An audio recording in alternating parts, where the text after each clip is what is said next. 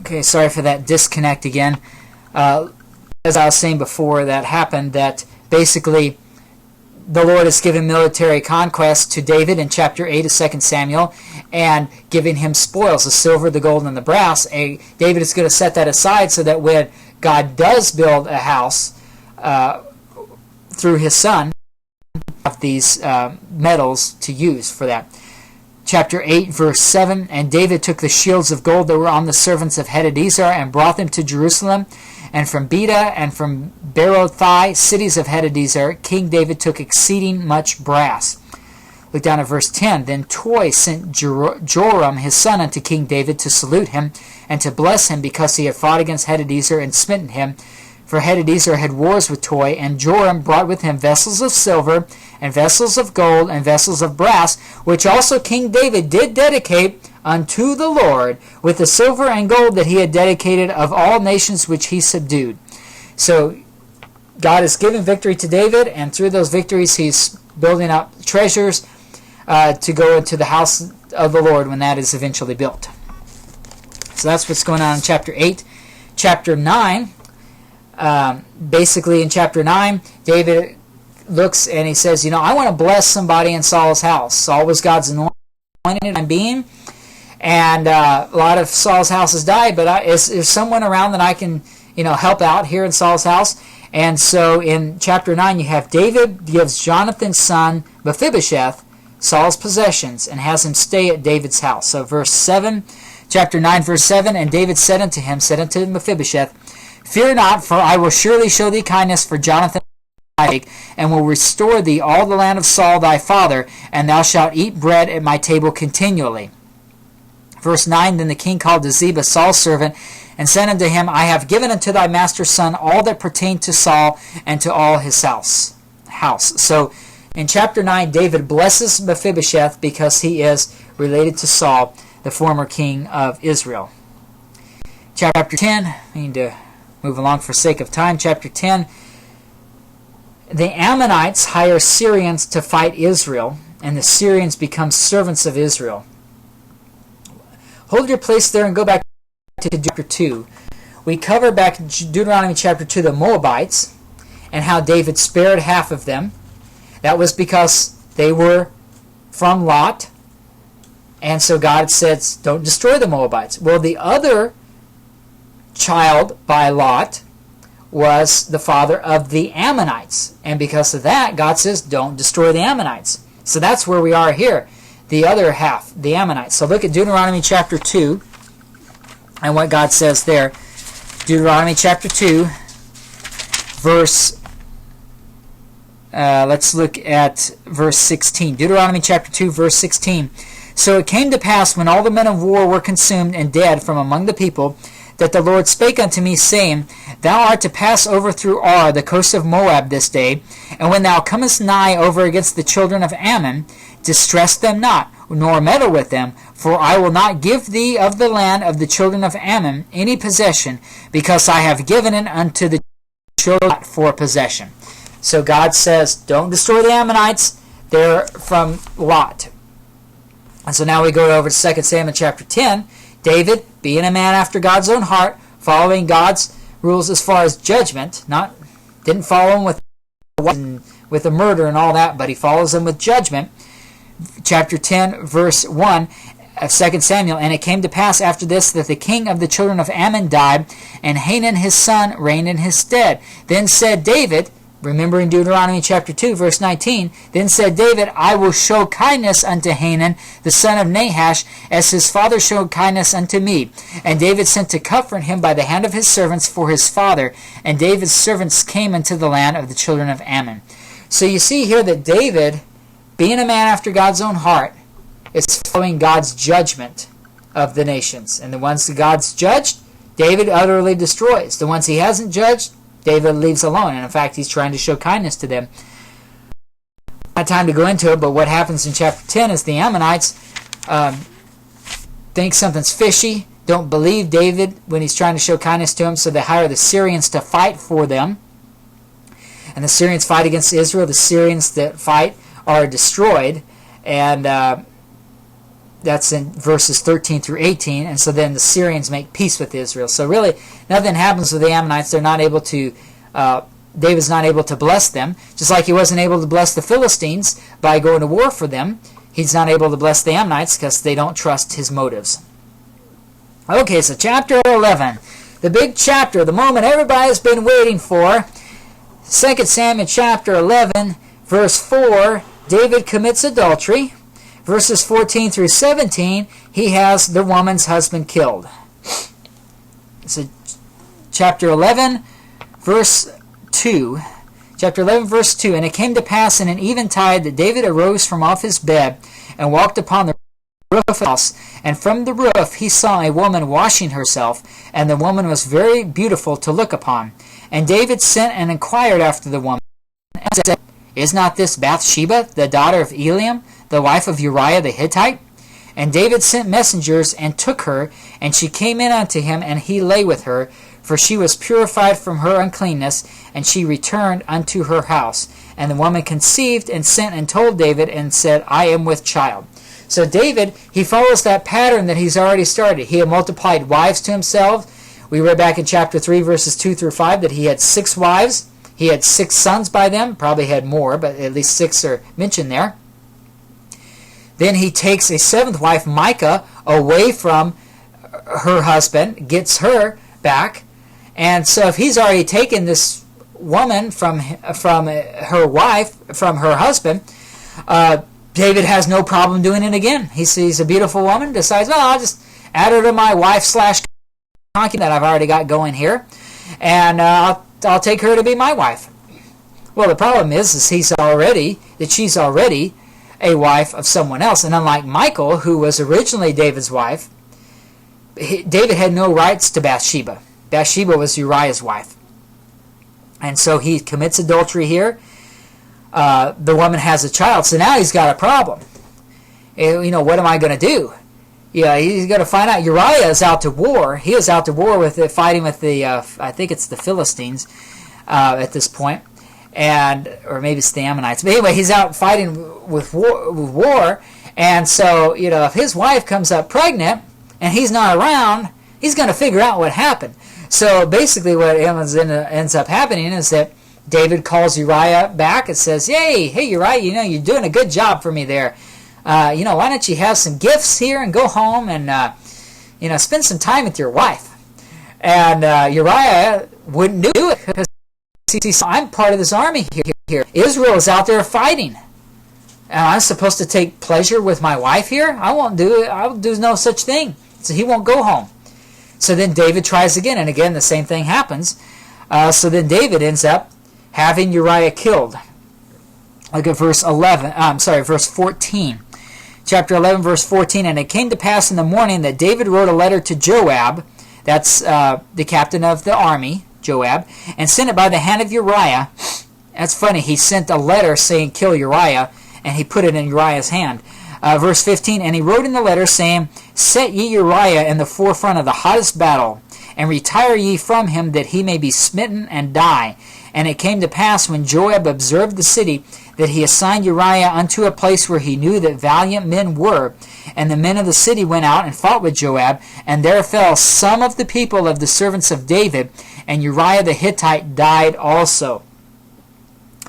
So basically, Uriah killed.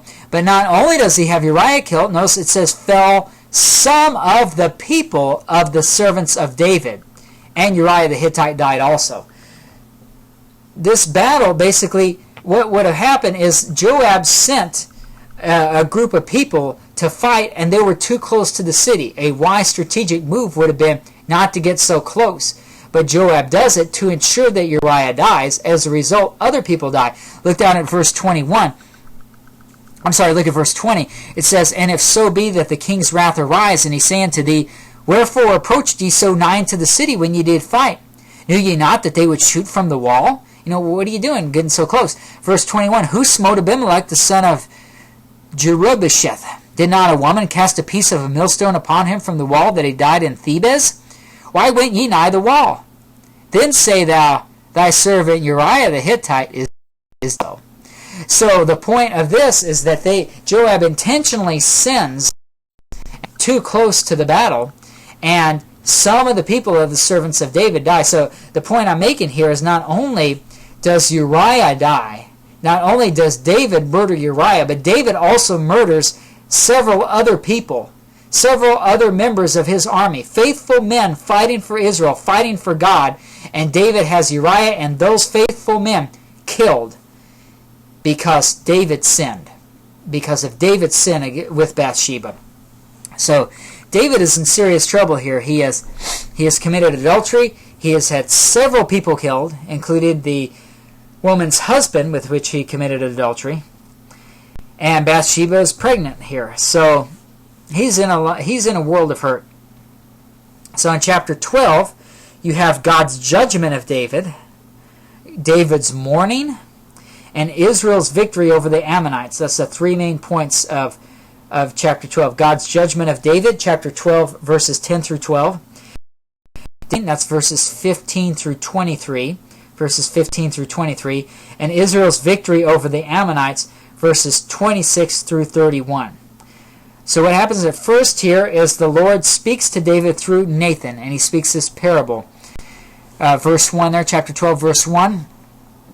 And the Lord sent Nathan unto David, and he came unto him and said unto him, There were two men in one city, the one rich and the other poor. The rich man had exceeding many flocks and herds, but the poor man had nothing, save one little ewe lamb, which he had bought and nourished up. And it grew up together with him and with his children. It did eat of his own meat, and drank of his own cup, and lay in his bosom, and was unto him as a daughter. And there came a traveler unto the rich man, and he spared to take of his own flock, and of his own herd, to dress for the very man that was come unto him, but took the poor man's lamb, and dressed it for the man that was come to him.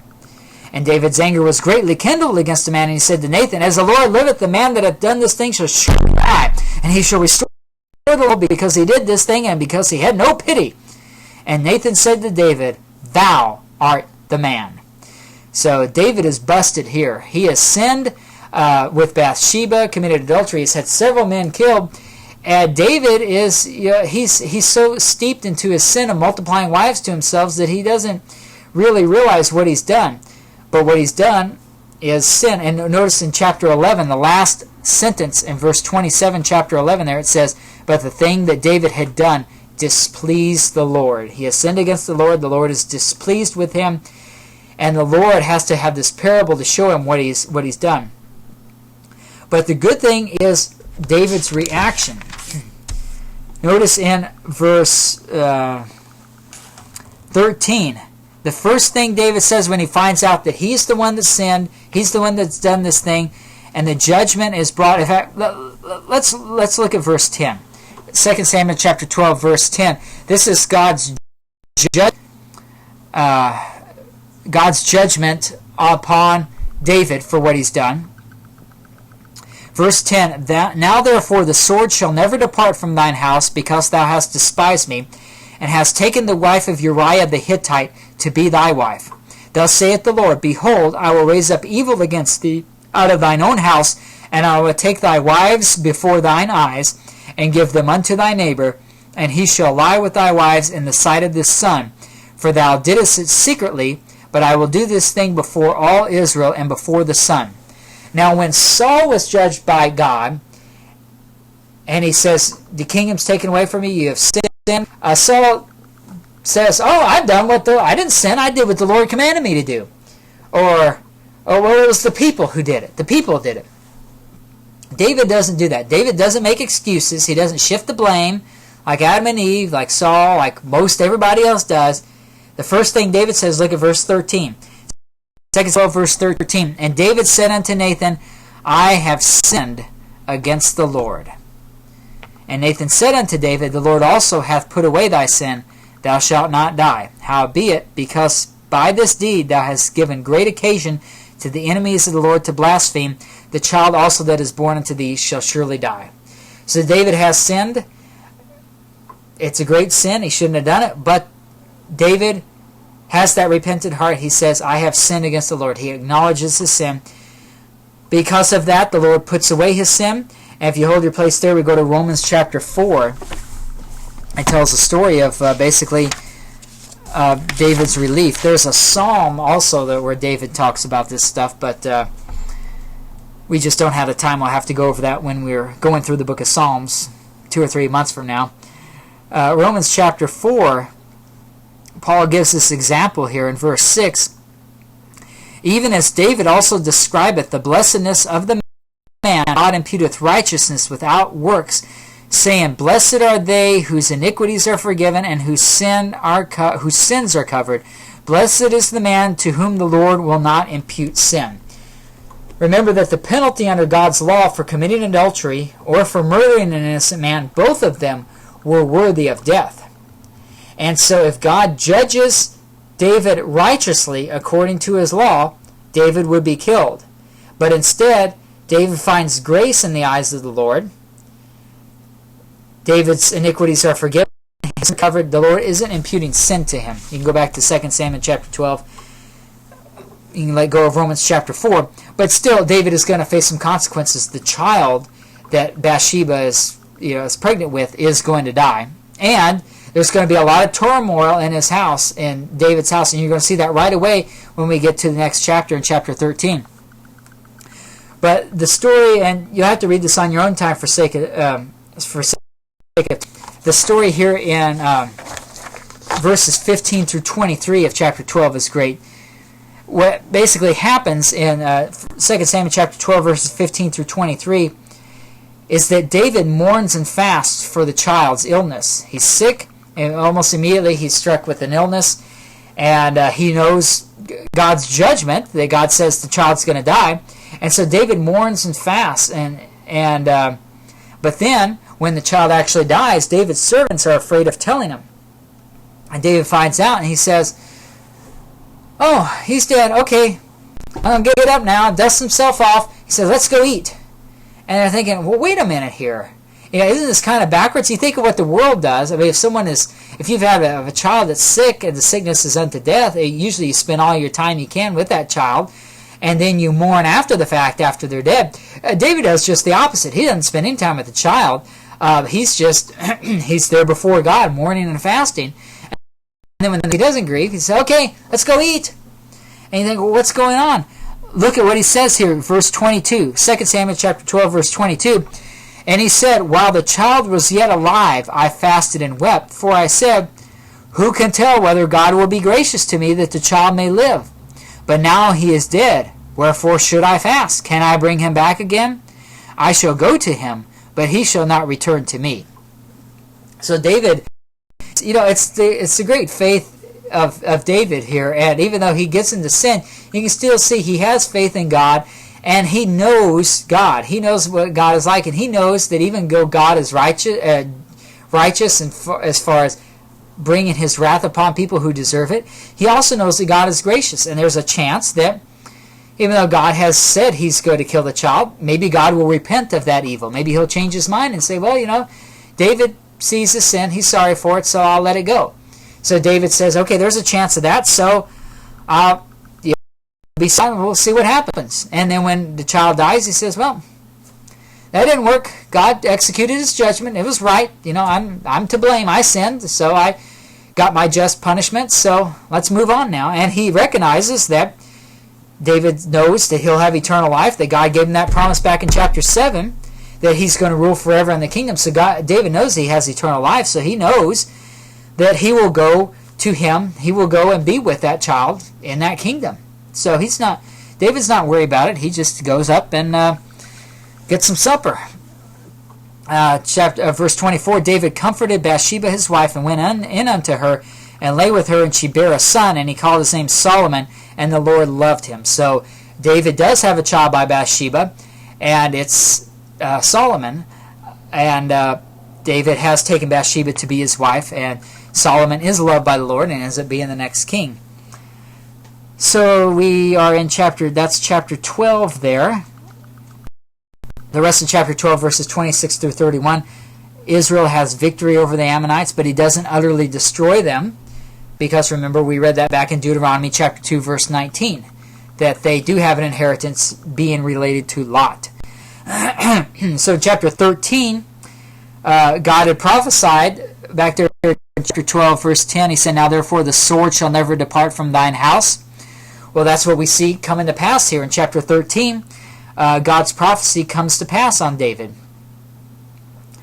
David's daughter is raped by David's son, and the person who rapes him, David's son, that is killed by another son of David. So you have the sword right there. You have defilement of David's daughter. You have, and then you have David's son being killed. If you look at that in, let's see, chapter 13, verse 14, it says, referring to the rape, "Howbeit he would not hearken unto her voice longer than she forced her and lay with her. Then Amnon hated her exceedingly, so that the hatred wherewith he hated her was greater than the love wherewith he had loved her. And Amnon said unto her, Arise, be gone." So Amnon is the son of David. Tamar is the daughter of David. They are half brother, half sister, because remember, David has many wives. And so Amnon rapes Tamar and then hates her, sends her away. So she's defiled. Absalom is Tamar's brother, full brother. Amnon was only a half brother. Absalom is a full brother. And so Absalom promises revenge. He wants to kill Amnon for doing this to his daughter. To his sister. I know all these things get confusing here. I get confused. Verse 28, you can see that. Chapter 13, verse 28. "Now Absalom had commanded his servants, saying, Mark ye now when Amnon's heart is merry with, and when I say unto you, Smite Amnon, then kill him. Fear not, have not I commanded you? Be courageous and be valiant. And the servants of Absalom did unto Amnon as Absalom had commanded. Then all the king's sons of every man gat him up upon his mule and fled." So the prophecy has come. There's going to be the sword that's going to devour in David's house. And here you have David's son Amnon killed by Absalom. Fulfillment of that prophecy. And it wasn't just a spur of the moment thing. Look at verse 22. "Absalom spake unto his brother Amnon neither good nor bad, for Absalom hated Amnon because he had forced his sister Tamar. And it came to pass after 2 full years that Absalom," and it gives you the story. So Absalom hates Amnon for doing this to his sister. I almost said daughter again, to his sister. And then for 2 full years he has this hatred in his heart, and then he ends up killing Amnon.